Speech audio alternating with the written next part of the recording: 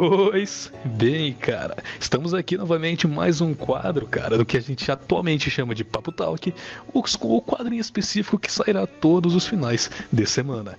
E em específico, ô Dutra, a gente estava fazendo ali conteúdos voltados à área game dev, à área ali de desenvolvimento de jogos. Claro, porque a gente tem também afinidade com isso, porque a gente mexe com isso atualmente com hobby, como a gente já vem citado há uns bons vídeos anteriores. E olha só, cara, como anteriormente tivemos aquele em que eu, Fernando, hoje temos aqui mais uma pessoa, mais um game dev que é bem peculiar, cara, os projetos que ele produz, que eu já havia visto ele produzir para várias game jams, e isso é bem interessante, que então a gente ainda vai chegar nesse ponto. E aqui em específico, cara, nós temos o Laerte Júnior, ou Etreal Júnior, que também é Laerte Júnior invertido. Então, cara, estamos aqui. Laerte, seja muito bem-vindo, cara. Ele é o convidado de hoje, do Papo Talk de hoje. E para dar aquele pontapé inicial, como sempre, para a gente poder saber mais sobre a pessoa em específico e poder conversar melhor sobre isso, como é também uma curiosidade geral de saber como é o passo a passo de cada game dev, porque como a gente já comentou anteriormente, cada game dev, ele tem um processo diferente, ele tem um processo diferenciado, e é interessante saber esse passo a passo. Então, cara, antes de tudo, Lart, você pode se apresentar, cara, pode ficar à vontade, e se quiser, claro, no possível, contar um pouco sobre a sua parte game dev. Olá pessoal, tudo bom? Meu nome é Laerte, sou desenvolvedor de jogos, professor de informática, né? E tenho feito muitas experiências relacionadas a games em geral e artes em específico. Eu normalmente eu tenho uma vocação muito maior e afinidade muito mais para a parte artística do que a parte relacionada à programação, né? E esse ponto, cara, que aliás é bem peculiar, que foi o caso também semelhante com o Fernando. Que o Fernando, ele também, se eu não me engano, ele era professor que ensinava ali também uma área que agora eu não vou lembrar qual área era. O Dutra ele pode lembrar, pode comentar depois. Mas é interessante que algumas das pessoas que a gente também conhece, elas geralmente são ali professores ou ensinam algum tipo de conteúdo. A gente conhece outras pessoas também que, ou até mesmo tem um canal no YouTube fazendo conteúdo de, por exemplo, do Construct, fazendo ali, como fazer uma arma ali do Construct, como fazer o personagem andar e tal, e tal, e tal. E por aí vai, não só no Construct, claro. E é bem interessante esse ponto, por quê, cara? Porque existe aquele velho ditado de que quando você tenta ensinar uma outra pessoa, ou ensinar alguém, você aprende consigo mesmo também. Agora você está tentando ensinar ali uma outra pessoa, o Lart pode até mesmo comentar com isso caso queira, se ele já teve essa experiência, pelo menos eu penso assim, de quando você tenta ensinar alguém, tentar ensinar uma outra pessoa, você tenta, na verdade você consegue aprender consigo mesmo também, é uma experiência, é um aprendizado, conhecimento a mais que você tem assim.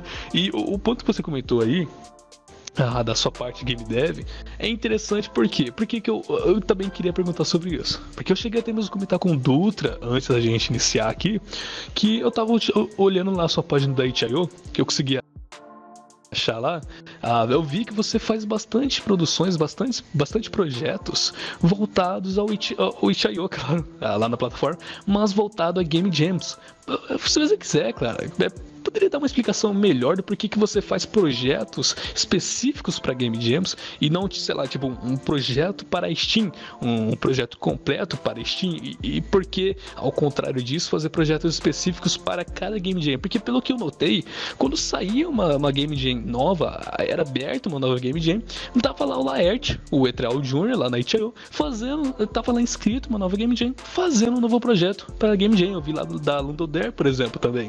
Então, eu achei bem peculiar, cara. Eu fiquei interessante de saber o porquê disso. Que, aliás, é um outro ponto que eu vou querer entrar depois, é o estilo do jogo, que ele parece ser aquele tipo de jogos educacionais. Isso é bem interessante. Mas enfim, sobre essa parte de Game Jams e afins, por que você curte fazer essa questão de sempre projetos voltados a Game Jams? Na verdade, começou assim. Eu sempre fiz meus projetos pessoais, né? Sempre estudei relacionado a jogos, estudei cinema e animação 3D e ciência da computação e comecei a dar aulas, né? Dar aulas de informática. Comecei a trabalhar em várias escolas, né? Conheci diversos tipos de comportamentos, né? E eu vi que bastante que uma coisa que eu vi que o jogo ajuda muito as pessoas, né, a refletir sobre ideias, fatos e pensamentos de uma maneira muito mais lúdica, de uma maneira muito mais agradável para as pessoas. E eu pensei, por que não? Porque dentro dessas competições, dentro dessas Game Jams, a gente não consegue passar uma mensagem, passar uma educação, passar um ponto de vista, um alerta para as pessoas. Eu comecei a participar de Game Jams, não com o intuito de ganhar. Eu nunca tive o intuito de ganhar. É claro que é bom ter uma visibilidade grande, isso quer dizer que as pessoas estão gostando do seu trabalho, mas a minha intenção sempre foi passar uma mensagem positiva para as pessoas, uma mensagem de reflexão. E eu comecei a trabalhar bastante o comportamento humano. E que eu usava bastante isso nas minhas próprias aulas que eu dava nos colégios e nas aulas de programação de jogos, né? Isso é assim, uma coisa interessante que se pode deter, que ele fazia os jogos não com o intuito de ganhar mais, de mostrar, enfim, ter visibilidade, então, mas mostrar isso na escola, né, onde que ele dá aula. Ô, Alert, o que te fez querer dar aulas? Na verdade foi assim, eu comecei a conhecer a informática, né, desde o... Não que eu sou muito velho, mas é que a informática, em geral, começou a ficar popular há pouco tempo. Ela ainda é uma coisa muito jovem aqui, principalmente aqui no Brasil, né? Trabalhei com todos os tipos de programas iniciais, trabalhei com aquela tela verdinha lá, DBase, Lotus, e fui assim por diante. Sempre fui apaixonado pela parte de informática, né? E aí o que aconteceu? Eu fui estudar, depois fui para a faculdade, e eu me interessei em fazer ciência da computação. Achava que em ciência da computação eu ia me tornar um hacker, ia aprender a fazer um monte de coisa, porque eu sempre fui aluno da bagunça, eu não era o aluno da expertise, mas eu sempre tive um convívio social muito legal com as pessoas, né? Então o que aconteceu? Eu comecei a fazer ciência da computação e eu vi que depois comecei com uma turma de 38 alunos. E depois dos 4 anos de terminado o curso, nós ficamos exatamente com 4 alunos, fechamos com 4 alunos desde quando a gente começou o curso. Porque o curso ele era basicamente muito teórico, né? E pouco prático. A maioria dos meus amigos foram trabalhar em bancos e eu quis aproveitar um gancho que no meio do curso, que eu conheci uma escola de cinema e animação 3D. E aí eu peguei e eu fui conhecer essa escola. Através dessa escola, ela me despertou um intuito de muito criativo. Tudo aquilo que eu gostava de fazer, que eu queria fazer na computação, eu somei aquilo que eu aprendi na teoria, na ciência da computação, com a prática artística, a parte artística que eu sempre gostei. Eu sempre fui relacionado às artes plásticas, origami, xilogravura. Eu fiz aula de artes, eu já fiz um monte de coisa relacionada. Eu sempre fui muito voltado a artes, né? E então, o que aconteceu? Eu comecei a dar aula para os alunos, comecei a ser convidado para dar aula, só que eu sempre fui um professor diferente, né? Um professor bem diferenciado. Como eu não era o aluno que mais se dedicava na escola, era aquele da turma do fundão. Eu tinha mais facilidade para aprender com meus amigos, né? Meus amigos explicando do jeito deles, do que o professor me explicando. Então o que eu comecei a fazer? Eu comecei a dar aula para meus alunos e nem meus amigos me davam aula. Então os alunos começaram a se identificar mais comigo. E aí o que aconteceu? A partir daí eu comecei a entender mais o comportamento em si do aluno. Por que o aluno tem determinado tipo de atitude? Muitas vezes ele se aproximava do professor, no meu caso lá, para contar relacionados a conflitos, a ideias, a pensamentos, e através disso eu desenvolvia jogos para encaminhar, por exemplo, a ideia dele, porque muitas vezes os jogos ele é a expressão interna da pessoa. Só que muitas vezes ele não quer se expor. Então eu usava o meu conhecimento de explicar para que eles pudessem soltar os sentimentos deles. Pegando esse gancho que você disse das aulas e também a parte lá da Game Jams e afins, uma coisa que eu vi que é bem interessante, cara, foi o seguinte.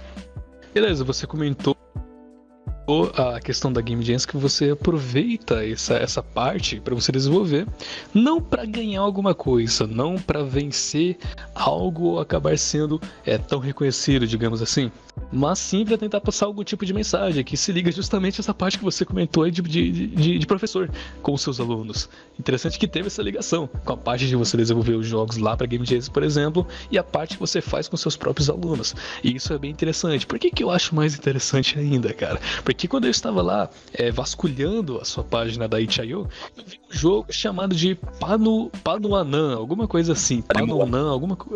Panuan. E cara, eu achei interessante. A partir desse momento eu vi que você estava tentando passar algum tipo de mensagem através dos projetos. Eu vi porque tem até mesmo uma dublagem lá no jogo, achei bem interessante isso. E eu tava tentando pegar a história, eu fui ali jogando, eu vi que era uma coisa mais aprofundadamente da mente da garotinha lá, que agora eu não vou lembrar o nome, mas eu vi que, pelo menos assim, no contexto do jogo, eu vi que você tava tentando passar um tipo de história, um tipo de contexto para aquele momento, tentando conversar com a gente também, claro, e isso eu achei bem interessante. Eu fui seguindo outros projetos também, e olha só, tá aí a explicação que você deu logo antes até mesmo de eu perguntar sobre essa ligação que você faz de querer tentar passar alguma mensagem, e você faz com seus projetos para Game Jams, como também você faz na própria aula, na sala de aula, com seus próprios alunos. Você, a partir desse ponto que você tenta passar essa mensagem, você acha que os seus alunos e que, aliás, os seus alunos tipo aluno de desenvolvimento de jogos, ou você, sei lá, dá aula de português, matemática e afins, e você acha que eles aprenderam alguma coisa com o que você tenta passar? Na verdade, eu já dei aula numa escola de desenvolvimento de jogos, né? O nome dela é Rapcode, e dentro da Rapcode eu participei de alguns concursos, né, que foi feito pela P&G junto com a Rapcode.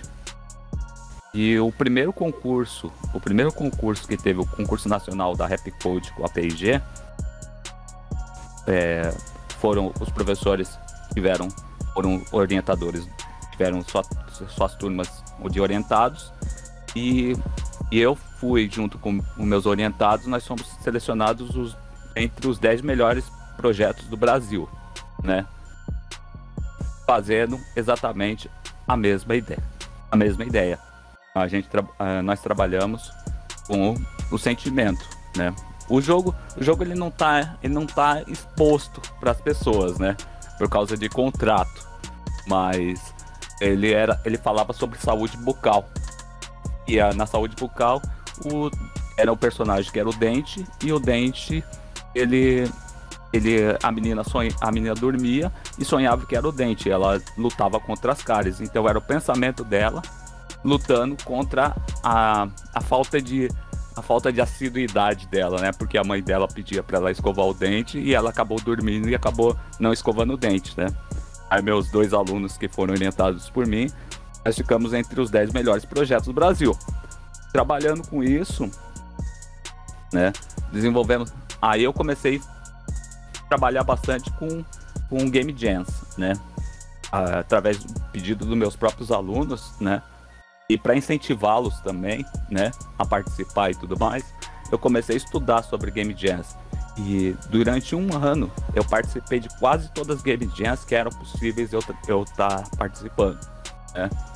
Mas eu não queria apenas participar, eu queria chegar e deixar uma mensagem em todas, de alguma certa maneira, né? Às vezes a mensagem era explícita, ou como às vezes a mensagem era implícita, mas todos os meus jogos tiveram uma mensagem, né? E no caso, por exemplo, nesse jogo mais recente, o Panemuan, eu estou participando da Lundum Dare. Ele conta a história, porque Panemuan é uma palavra em javanês. ela quer dizer descoberta. Ele conta a história de uma menina que está em conflito com ela mesma devido às redes sociais. Ela perde a identidade dela e ela entra em conflito porque ela quer agradar tanto as pessoas que ela esquece de quem ela é mesmo. Então, o que acontece? Ela sempre cai num looping tentando sair das suas atitudes negativas. E foi engraçado porque através desse jogo e através dessa mensagem, o jogo é bem curto, né? Mas o jogo foi jogado por diversas pessoas e tiveram pessoas, teve até um comentário de uma pessoa lá na Rússia falando a respeito do que acontece, da perda da identidade. E é legal porque o jogo é dublado em português, a linguagem é em inglês, né? Porque eu quis manter essa nacionalidade, coisas relacionadas ao Brasil, pelo menos participando das Game Jams. Não ficar essa coisa muito americanizada, muito externa. E foi muito legal, porque uma pessoa que não tem nenhum tipo de vínculo relacionado a idioma, nem texto, nem nada, o cara conseguiu entender a mensagem. E eu recebi diversas mensagens, não somente dessa pessoa, mas de outras pessoas, agradecendo por eu ter feito esse jogo. Esse jogo que eu produzi não é um jogo para a pessoa se divertir, mas é um jogo para a pessoa pensar, né? Pensar nas suas próprias atitudes. É um alerta para a sociedade que eu acho que infelizmente é uma das coisas que possa vir a acontecer se a pessoa não tiver um controle dessas redes sociais atualmente. Cara, realmente. Tanto que é um assunto que eu cheguei a abordar. Acho que na verdade foi eu e o Dutra que chegamos a abordar em um vídeo aqui já do Motriz, sobre a questão de uma notícia que houve já, de testes quererem retirar, por exemplo, o dislike do YouTube. Aí, naquele vídeo, a gente comentou justamente sobre esse ponto específico que você teve ali de base de inspiração para a questão desse jogo, desse projeto, que é justamente aquele ponto de que muitas pessoas são influenciadas, elas se relacionam a si mesmo com a identidade que elas têm aqui na mídia social, na internet. Tanto que, não sei se você se lembra, Lart, ou se você soube disso na época, mas teve uma época lá atrás, não vou lembrar o ano agora, que o Instagram ele retirou ali a contagem de likes, de corações ali no Instagram. E o que aconteceu, cara? Só pra dar uma comentada rápida, porque o assunto não é esse, mas é só pra dar uma comentada rápida. O que aconteceu na época que teve essa retirada de contagem de likes no Instagram? Rapaziada, foi uma loucura. Muitos influencers repercutiram, foram acusar o Instagram de alguma coisa e tal. E por quê? Porque justamente muitas pessoas dessas que repercutiram, às vezes ficaram chateadas ou tristes, justamente porque elas se baseavam nos likes que elas recebiam nas fotos. E o que acontece? Já houveram várias pesquisas pela internet que comprovam que você ali postando uma foto, você vê que você recebeu um like, já foi comprovado em pesquisas cientificamente que o nosso corpo, o nosso corpo ele libera dopamina, e a dopamina deixa com que a gente fique ali mais acirrado a querer receber mais likes, a querer receber mais fama, digamos assim. E aí inicia todo um processo de você querer sempre tentar melhorar ou coisa do tipo, para continuar recebendo mais likes, querer bater seu recorde e por aí vai, que se relaciona justamente com esse o ponto. E foi engraçado, que você comentou de ser engraçado esse projeto que você fez, que eu cheguei lá no finalzinho, aí tinha um buraco, eu caí no buraco e retornei pro início do jogo. Aí depois que eu fui sacar que era uma espécie de looping em relação à questão ali das redes sociais e tal, sobre essa questão dela estar em conflito com ela mesma e essa questão da própria mente dela. Então foi bem interessante esse projeto, que também se relaciona com a própria vida social, que dependendo da pessoa que estiver jogando, o usuário e afins, pode ser que ele reflita a si mesmo. Se ele for uma pessoa que está nessa bolha social, digamos assim, nesse vínculo, se ele se identificou com o que foi passado ali no contexto do jogo. E isso é muito bacana, cara. Isso é muito interessante. E se torna muito mais interessante por quê? Porque você não é um estúdio. Você não é uma equipe de pessoas desenvolvendo. Creio eu que até faço a pergunta agora, se há outras pessoas que te ajudam nesse projeto, por exemplo, digamos que você faça a programação. tem pessoa que te ajuda com arte, por exemplo, ou é você tudo que faz tudo isso? Porque é bem interessante você, como uma pessoa, tá fazendo esses projetos e não ter tanto reconhecimento, digamos assim. Claro que tem, como você falou, até um russo jogou o seu jogo, então tem certo tipo de reconhecimento, mas é um tipo de conteúdo, de contexto que não abrange tanta pessoa. Na verdade, acontece bastante o seguinte, como eu trabalho bastante com emoções, sensações, pensamentos, né? Acabo atendendo um público muito específico, né? Não é o grande público, né? Porque, por exemplo, eu tenho jogos que eu, por exemplo, estou desenvolvendo agora, que é jogo para pessoas que têm deficiência visual, adaptados a quem não tem deficiência, porque normalmente os jogos são o contrário, são jogos para pessoas que não têm nenhum tipo de deficiência visual, que eles criam sistemas para pessoas que têm algum tipo de deficiência jogar. Eu estou fazendo um jogo ao contrário, que é o foco principal das pessoas que têm deficiência visual. E esse é um público muito específico, mesmo porque, o que acontece? Não quer dizer que eu estou fazendo um trabalho para um determinado tipo de público, que todo aquele público vai também consumir o meu trabalho, né? Então, o público acaba se tornando muito mais reduzido. Em relacionado a muitos dos meus jogos, né? Eu acho que eu só tenho, na verdade, no meu itch.io, eu acho que eu tenho só 3 jogos qual que tem pessoas qual me ajudam, né? Qual me ajudam. Mas grande parte eu faço artes, faço programação, faço direção, eu faço tudo. Eu falo assim, eu levo café e ainda entrego o troco, né? Tem que trabalhar triplicado. Eu só não sou especializado em fazer programação em si, mas como existem várias ferramentas, que nem o Construct, que faz através de blocos, e a gente usa mais a lógica, se a pessoa tiver uma afinidade, porque, na verdade, assim, depois que você começa a trabalhar muito com jogos, você vê que, basicamente, os jogos são muito similares, as coisas são similares. O que diferencia é a maneira que você vai expor aquilo que você está fazendo. Porque, por exemplo, se você vai fazer um jogo de plataforma, o que tem no jogo de plataforma? Se for um jogo de plataforma que o cara não atira, o que o cara vai fazer? Ou o cara anda, o cara corre, o cara pula na parede, ou o cara escala ou faz as coisas básicas. Se você fizer 80 milhões de jogos de plataforma, basicamente você pode reaproveitar até o mesmo código para fazer, ou aperfeiçoar aquilo que você já tem pronto. O que vai diferenciar seu jogo ser um jogo bom ou não é a maneira que você vai expor aquilo que você está fazendo. É você ter um roteiro, ter um roteiro legal, ter uma parte do começo, meio e fim. Isso eu estou falando para jogos, principalmente para PC, que são jogos normalmente que são maiores, não são jogos casuais, né? Jogos casuais até que tem uns que tem algumas histórias, mas as histórias ou é muito branda, né, para dizer que tem algum tipo de história, ou não tem. Mas grande maioria eu tenho feito praticamente sozinho, né? Praticamente sozinho, porque eu tenho uma maneira meio peculiar, diferente de trabalhar um pouco das pessoas, né? Eu sei como é que as pessoas normalmente costumam trabalhar, como é ensinado as pessoas a trabalhar, que chegam lá e falam que a pessoa tem que fazer um GDD, tem que fazer um brainstorm, tem que fazer aquele monte de coisa. Só que acontece o seguinte, como eu normalmente tenho trabalhado muito tempo sozinho,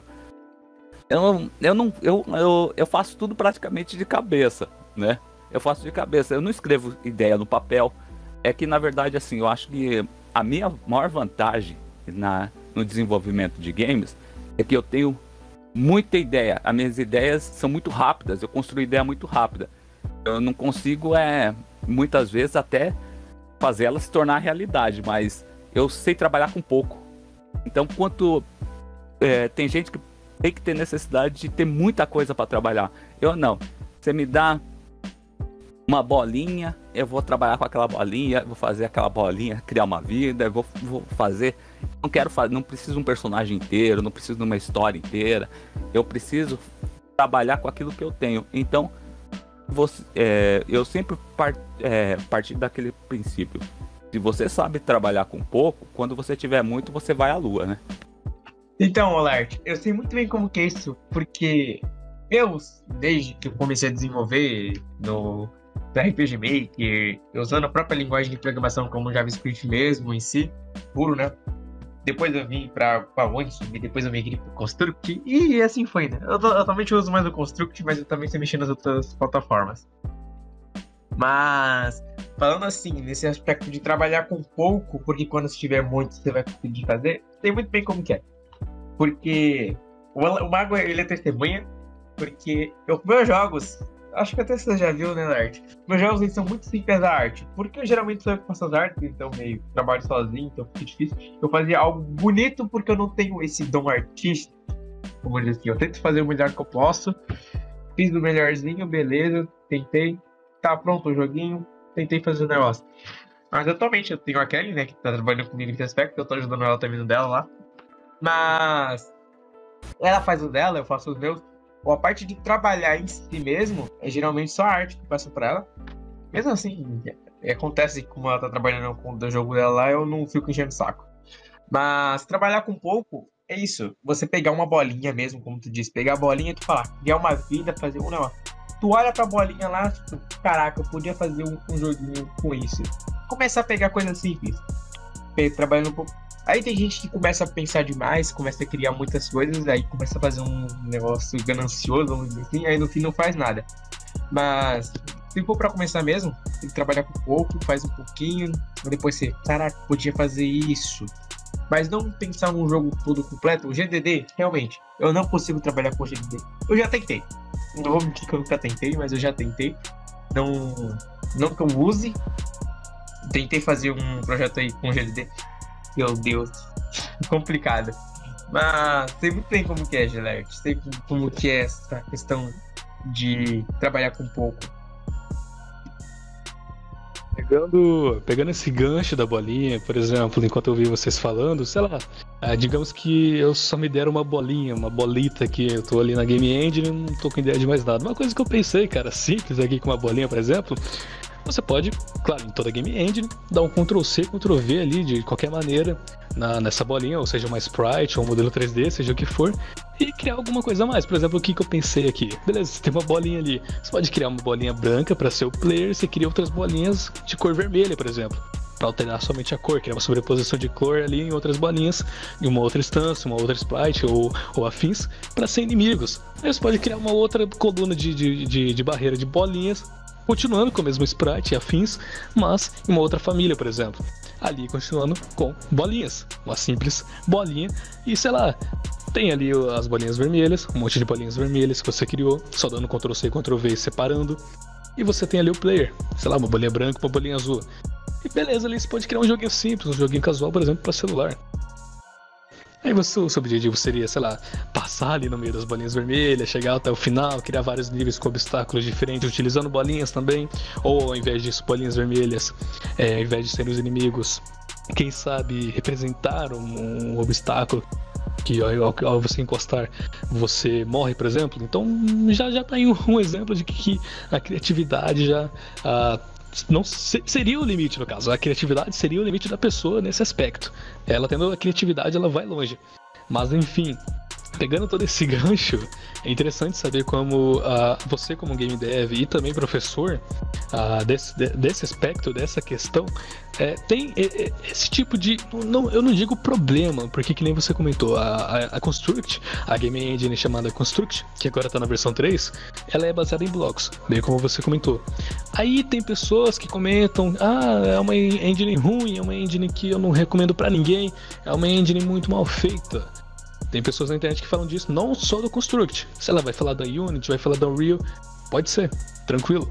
Mas aí, por que eu tô comentando isso? Porque não, cara, não é que a engine é ruim. Na verdade, você pode não ter se apegado a essa game engine. Outra pessoa pode ter se apegado melhor a essa, aquela, e por aí vai. Porque, por exemplo, como foi no caso do Laerte, a Construct e outras, como por exemplo a GDevelop, ela fornece com que o desenvolvedor, o usuário ali que está utilizando a game engine, ele não precisa ter não digo lógica de programação, porque isso é necessário ter, mas ali a prática nos códigos para desenvolver algum projeto, algum jogo casual e afins, para colocar a prática ali na mão. Claro, eles te dão a possibilidade de você colocar ali na prática, mesmo na Game Engine com blocos, mas o principal ali ainda continua sendo a parte de blocos. E como foi no caso do Light, por exemplo, pessoas que não têm assim a parte da programação em si, a mão, a prática, não vão se preocupar tanto, porque existem game engines no mercado que fornecem a possibilidade de você desenvolver um projeto sem ter essa prática, mas necessita da lógica da programação. Você saber que, por exemplo, você coloca um bloco de movimentação e você tem que saber o que esse sprite vai fazer. Por exemplo, eu quero movimentar o personagem, eu tenho que ter a lógica da programação que eu fazendo isso. Sei lá, eu vou colocar com a seta da direita movimentar o sprite, o personagem para direita. Se ele tiver animações, eu vou colocar para ele ou set mirror, aí eu coloco invert mirror pro outro lado para ele espelhar, ou coloco animações e tal. E isso já está entrando na lógica de programação, mas não é a programação em si, o fato ali de você estar escrevendo um código, uma linha de código, mas está no mercado para isso mesmo. E esse tá vivo até hoje porque existem inúmeros consumidores.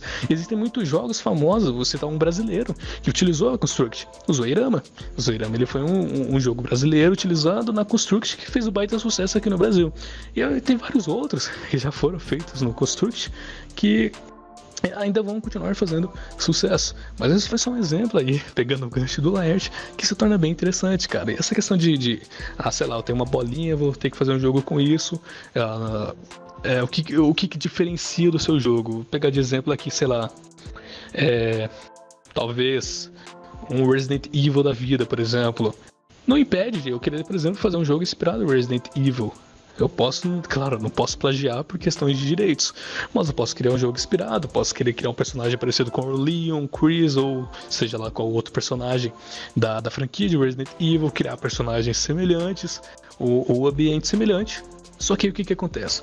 Um usuário, um jogador, pode jogar isso e falar, opa, é igual Resident Evil. Alguns vão querer sair porque achar que é uma cópia ou coisa do tipo, mas o que muda, como o Laerte comentou? O que vai mudar é o que tem no meio desse jogo.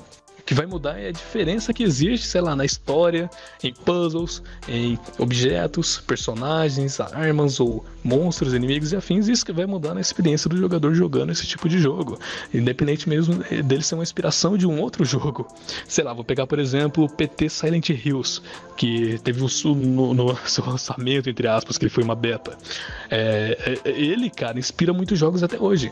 Que uma mecânica que foi inovadora naquela época com o PT Silent Hills foi o seguinte: aquela questão de looping com as portas, em que o jogador lá, ele entrava numa porta e ele saía no mesmo lugar que ele iniciou, lá no início. Então ele fazia esse looping, e no processo desse looping, cada vez que ele fazia o looping, ocorriam coisas diferentes no meio do jogo. Caiu o lustre, apareceu um monstro, a porta do banheiro estava aberta, e por aí vai. E o que acontece? No mesmo ano e anos depois até hoje, jogos de terror se inspiraram nessa mecânica, que foi inovadora. Jogos anteriores não utilizavam disso. É uma mecânica totalmente inovadora para aquela época, que agora vem utilizando até hoje outros jogos de terror. Aí o que acontece, que eu vejo acontecendo? Quando o jogador que conhece essa questão do PT Silent Hills e afins, ou até mesmo outro jogo que já tem utilizado essa mecânica, vai jogar um jogo que tem, ele vai falar, nossa, cara, é igual PT Silent Hills, eu vou lupar aqui, vou voltar no início e vou ter que ficar lupando até acontecer coisa diferente, sabe? Já fica na cabeça da pessoa. Aí o que acontece? Que você pode diferenciar, não precisa ser um jogo só disso. Ou, se for, colocar coisas diferentes que criam uma imersão maior no jogador, e por aí vai, cara. Existem inúmeros exemplos que o Laerte conseguiu dar uma explicada também sobre isso. Isso daí é bem interessante, cara. O que você acha sobre isso, doutor? Sobre essa questão que envolve também o Laerte? Cara, é um negócio, sim, como eu disse, você ter o que imaginar, o que poder fazer, então não tem o que fazer. Passar uma mensagem, demonstrar o que você quer fazer, e claro, pegar um jogo, como você disse, do Silent Hill aí, o cara ficar fazendo várias e várias vezes o negócio, tem gente que vai gostar, tem gente que não vai gostar, tem gente que vai pensar, caraca, é a mesma coisa, não sei o que, mas aí vê, a mecânica é diferente. Porque o que faz todos os jogos ser diferente um do outro sendo a mesma pegada são as mecânicas. Pegar um Celeste da vida e jogar o Mario, a questão do jogo é praticamente a mesma coisa, só muda a mecânica do Mario. Claro, você tem que fazer pulos precisos, mas Celeste é um jogo muito mais preciso. Você tem que ter muito mais preciso. Tanto que deu rage pra caramba o pessoal que jogou, tem gente que curtiu. Eu mesmo curti, eu joguei um pouquinho, eu curti pra caramba o jogo. Mas, fazer mecânicas diferentes para um típico jogo mesmo, que nem tava saindo, agora eu não lembro o nome do jogo, mas um que parece muito Hollow Knight. Você tava falando, nossa, é cópia. Uou, o criador do jogo, ele falou que as artes do jogo em si se inspiraram no Hollow Knight, a mecânica do jogo se inspirou no Hollow Knight, mas se você jogar, você vê a gameplay do jogo em si, é diferente a mecânica, porque o personagem, os bosses estão um pouco mais complicados, claro, tem várias outras inspirações, mas é o que a gente fala, a mecânica do jogo é o que faz o jogo em si. História, claro, se você for pegar um Final Fantasy da vida, claro, tô pegando um Final Fantasy porque eu sou um cara que curte muito Final Fantasy, desde os primeiros. Todo jogo sempre tem uma história diferente, nem sempre muda muitas mecânicas, é sempre praticamente a mesma mecânica, mas porque é uma saga, então.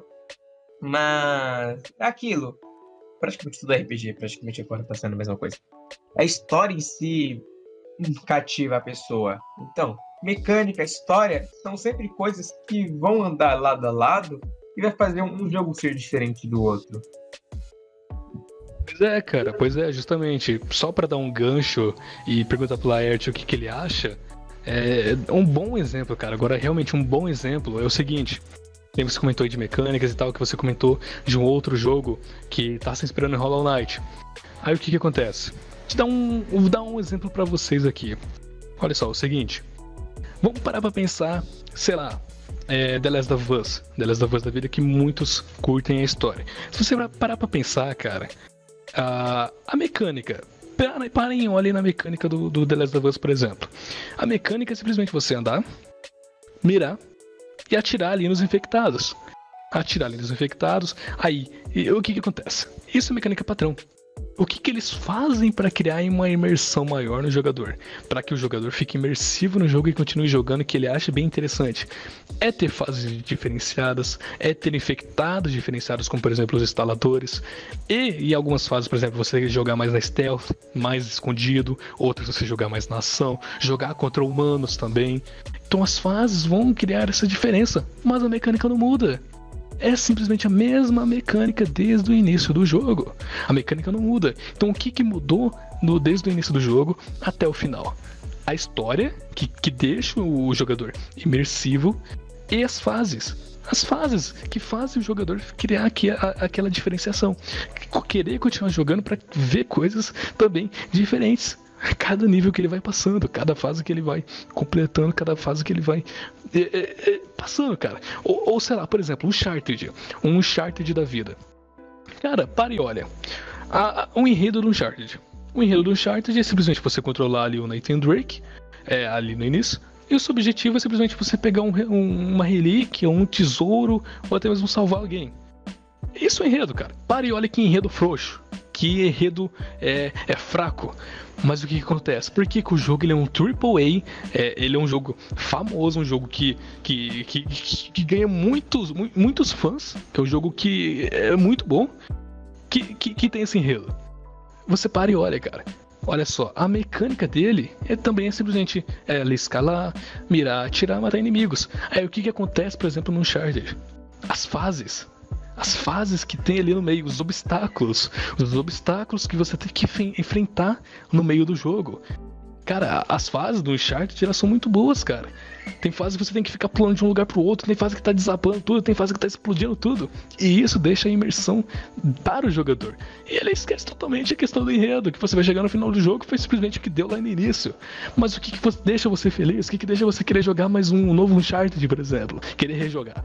É a imersão que tem no jogo, cara. No meio do jogo.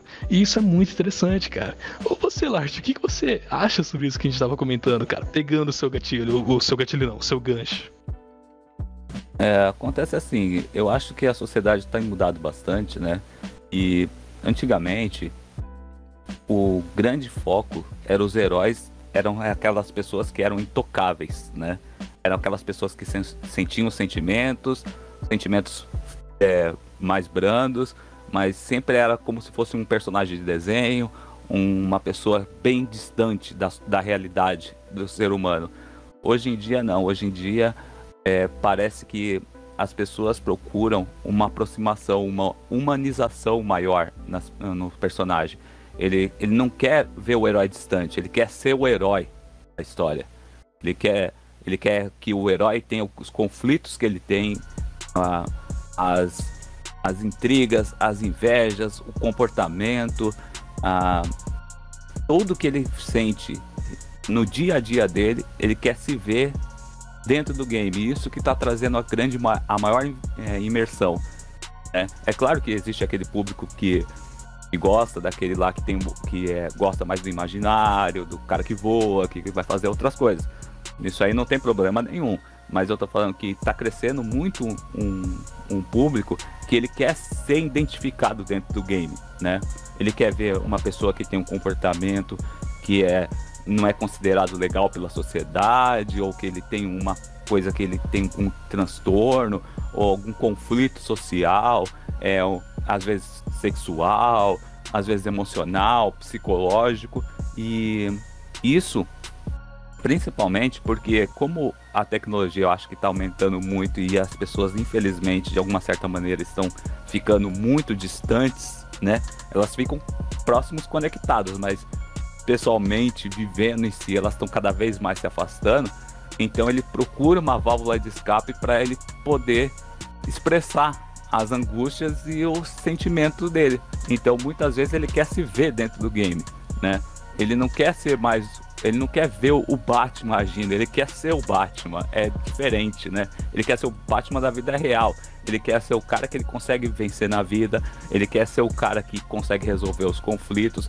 Ele é o cara que quer encontrar as razões em todas as circunstâncias. Então, eu acho que hoje em dia as pessoas que trabalharem, por isso que tem aumentado bastante os jogos que começam a contar histórias mais reais, né? Conflitos mais reais. Isso tanto em jogos como séries, cinemas e assim por diante.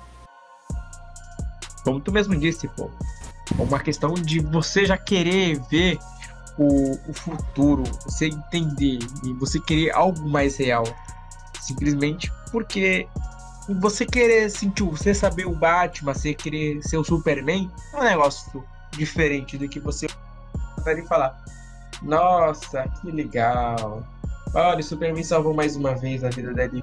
O cara, ele querer jogar um jogo que ele pode ser o personagem, por isso que tanto o VR está sendo muito utilizado atualmente, porque o pessoal, eles querem ser os personagens, dar aquele contexto, incluir ele como o personagem principal, dá um ar a mais para a vida da pessoa, tendo conflitos reais, como você mesmo disse, dando uma ênfase maior aos problemas realmente da sociedade, como depressão, ansiedade, pessoas tendo esses conflitos em si, né?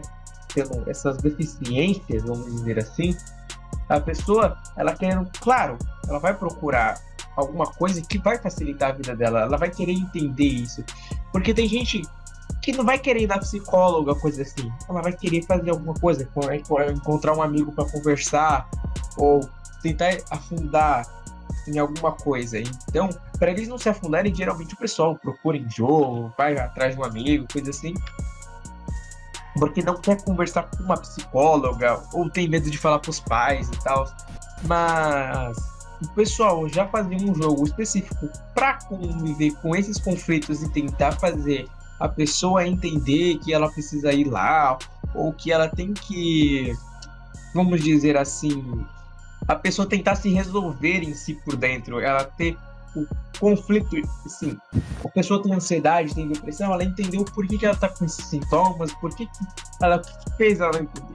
Geralmente, como eu disse, procuram os jogos, estão querendo trazer esses conflitos a mais para realidade, trazendo o conflito da realidade para o jogo, para você conseguir realmente se resolver.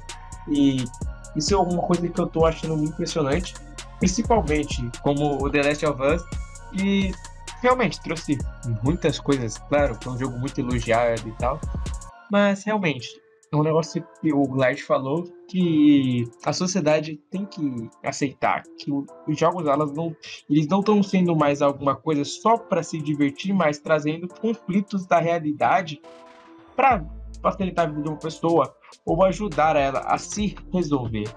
Justamente, cara, justamente, que aliás se relaciona até mesmo com os projetos do Laerte, aliás, com os próprios alunos dele, como ele bem comentou, sobre trazer e querer passar uma mensagem ao jogador, a pessoa que está jogando ali o jogo naquele momento, como ele fez ali com o projeto dele da garotinha.